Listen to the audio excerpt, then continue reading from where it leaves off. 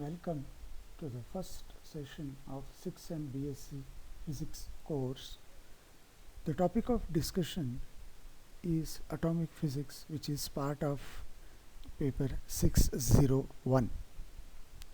In this session, we shall review the Bohr's theory of hydrogen atom, which leads to a certain extent, a clear understanding of structure of the atom.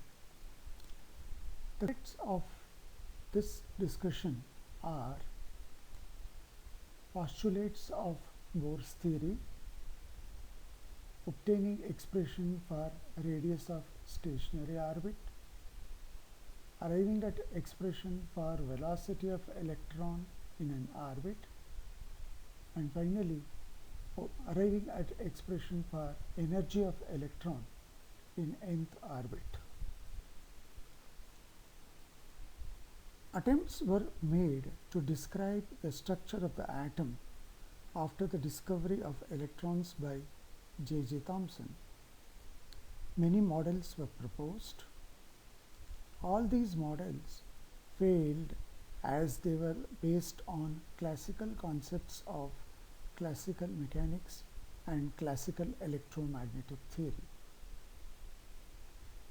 A proper approach to describe the structure of atom was made by Bohr using the idea of quantum mechanics. Bohr used the simplest atom of hydrogen for his study. He proposed three postulates which are as follows. The first postulate is electrons revolve around the positively charged nucleus in a circular path. And we already know that whenever a particle moves along a circular path, it experiences a centripetal force. And here, the necessary centripetal force for rotation is provided by the electrostatic force of attraction between the electron and the nucleus. The second postulate is electrons revolve around the nucleus in definite permitted orbits in which the orbital angular momentum of the electron is an integral multiple of h by 2 pi. These orbits are called stationary orbits. If m is the mass of the electron, v is the velocity of the electron, Rn is the radius of the orbit, n is the principal quantum number, and h is the Planck's constant, then the orbital angular momentum mvrn is equal to nh by 2 pi. This condition is called as Bohr's quantization condition. Now, any quantity, any physical quantity which is equated to nh by 2 pi leads to the process of quantization.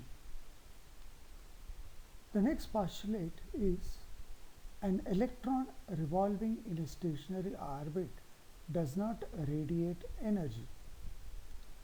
Emission or absorption of energy takes place when an electron jumps from one stationary orbit to another. If E1 and E2 are the energies of electron in the lower and higher orbits respectively, and nu is the frequency of emitted radiation due to the transition of electron from higher orbit to lower orbit, then nu is found to be equal to the difference in energy E2 minus E1 divided by h. This is Bohr's frequency condition. Next, we shall discuss the arrival of expression for radius of stationary orbit. Now consider a nucleus containing Z number of protons and an electron revolving around the nucleus in a circular stationary orbit of radius Rn.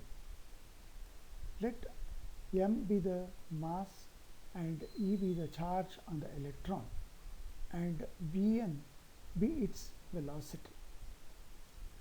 The centripetal force on the electron is given by 1 by 4 pi epsilon naught Z E square by Rn square. Similarly, the centrifugal force is also given by mvn square by Rn. For the stability of the atom, the two forces, that is centripetal and centrifugal, must be equal to each other. Hence, we can equate and simplify to arrive at equation 1. According to the Bohr's postulate, mvn Rn is equal to nh by 2 pi, the quantization condition. Squaring both sides, we get equation number 2. Dividing equation 2 by equation 1, we can arrive at the expression for the radius of the nth orbit as equal to epsilon naught n square h square by pi m z e square. So in this expression, epsilon naught, h, m, z and e all are constants for the hydrogen atom. Hence, Rn is found to be proportional to n square. Thus, we find that the radius of different orbits vary as R1 is to R2 is to R3 is equal to 1 is to 4 is to 9, etc. That is, the radius of second orbit is equal to 4 times the radius of the first orbit. Similarly, the radius of the third orbit is equal to 9 times the radius of the first orbit. This shows that the orbits are not equally spaced. Just to get an idea about the value of the radius of the first orbit in case of hydrogen atom, let us substitute n equals 1. And substituting the values of all the constants, we find that the value of R1, which is the radius of the first orbit, is found to be 0.53 angstroms. This radius is called as the Bohr radius. Next, we will try to understand deriving expression for velocity of electron in an orbit. From the second postulate of Bohr, we have mvn Rn is equal to nh by 2 pi. Substituting for Rn, we get the equation mvn into epsilon naught n square h square by pi mz e square is equal to nh by 2 pi. Simplification of this leads to the expression Vn is equal to z e square divided by 2 epsilon naught nh. From this, we can conclude that the velocity of the electron in the nth orbit is inversely proportional to n, which is the principal quantum number. That is, electrons in lower orbits will have larger velocity than in higher orbits.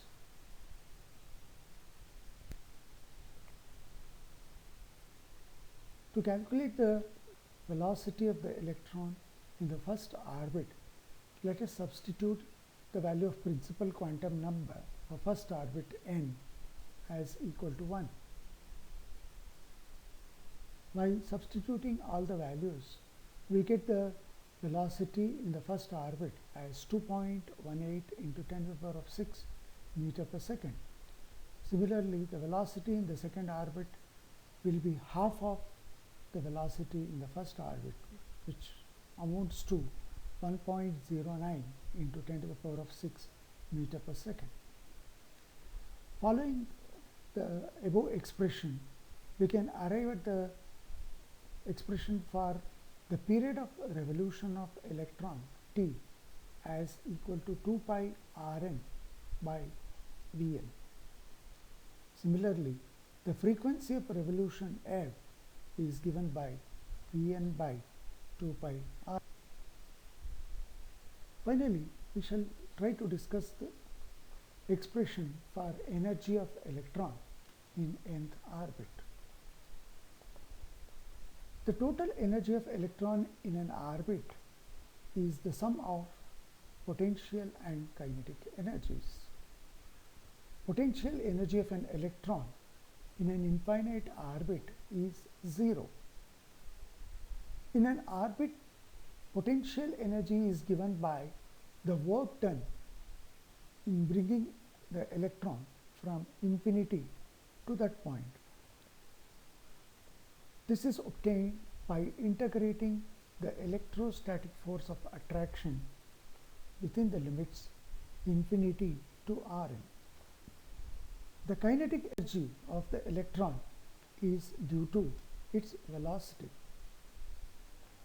Now we can find the expression for potential energy with the integration between infinity to Rn, the electrostatic force, and we get it as minus Ze square by 4 pi epsilon naught Rn.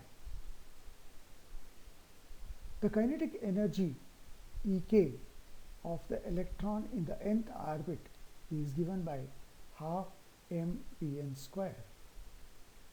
From Bohr's postulate, first postulate, we have mvn square by Rn is equal to 1 by 4 pi epsilon naught Ze square by Rn square. After simplification, we get mvn square as equal to 1 by 4 pi epsilon naught Ze square by Rn. Substituting this expression in kinetic energy, we get kinetic energy as equal to 1 by 8 pi epsilon naught Ze square by Rn. Therefore, the total energy En, which is the sum of potential and kinetic energies, can be evaluated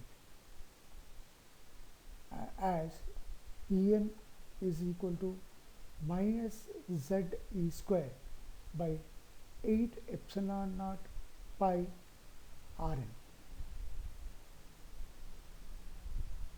At this step, we have to substitute for Rn, and after simplification, we get the final expression for energy in the form minus mz square e to the power of 4 divided by 8 epsilon naught square n square h square.